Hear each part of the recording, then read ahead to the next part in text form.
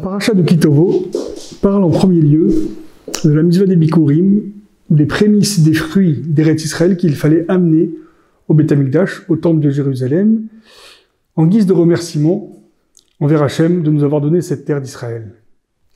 Ensuite, la paracha traite du Vidui Maasrot, c'est une déclaration que l'on a prélevé tous les maaser, toutes les dîmes qui nous incombent, pour les pauvres, etc.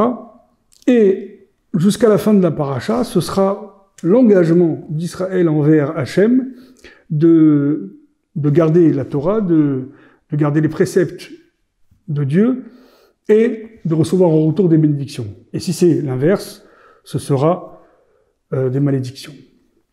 Pour revenir sur la mitzvah des Bikurim, la Torah demande à ce que la personne qui amène donc le panier de fruits devait raconter, très succinctement, l'histoire d'Israël jusqu'à ce jour, c'est-à-dire l'esclavage, la sortie d'Égypte, l'installation en Eretz Israël, et donc remercier Hachem d'avoir fait tout cela pour me donner cette terre d'Israël, et j'offre donc les fruits en remerciement au Kohen. Et la condition, c'était aussi de le dire à voix haute, de le raconter, que toutes les personnes qui étaient autour devaient l'entendre. Alors la question c'est, mais pourquoi fallait-il le dire à voix haute? Il suffit de le savoir, et surtout de l'avoir dans son cœur. N'est-il pas plus important de ressentir cette reconnaissance dans son cœur? Pourquoi fallait-il le dire? Le Sefer HaChinuch donne une réponse.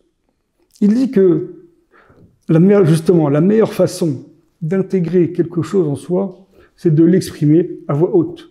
Comme il dit, Bekoach Piv, par la force de sa bouche, de l'expression qui donc est le propre de l'être humain. Ce qui définit l'être humain, c'est la parole.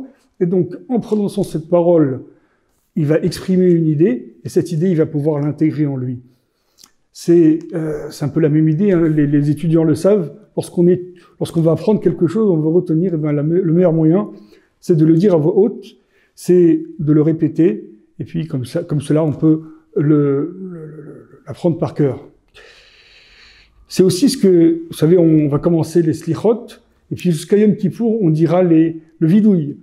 Hachamnou, bagadnou, on doit avouer les fautes, et ça, il faut le prononcer aussi, le dire. Pas forcément de voix très haute, mais en tout cas, il faut se le dire, il faut le prononcer. Pourquoi? C'est exactement la même raison, parce que lorsque on exprime cette idée-là, on exprime les fautes qu'on a pu commettre, eh bien, on arrive à réaliser ce qu'on a fait, à prendre conscience de nos erreurs, et donc c'est ce qui va nous permettre de prendre de meilleures résolutions et de se corriger. Et donc voilà l'importance de l'expression orale, en particulier donc dans notre cas en l'occurrence des Bikurim, puisque c'est de cette façon qu'on va réaliser, qu'on va concrétiser dans notre cœur la reconnaissance envers Hachem, cette reconnaissance qui est fondamentale et primordiale dans la Torah. Shabbat Shalom.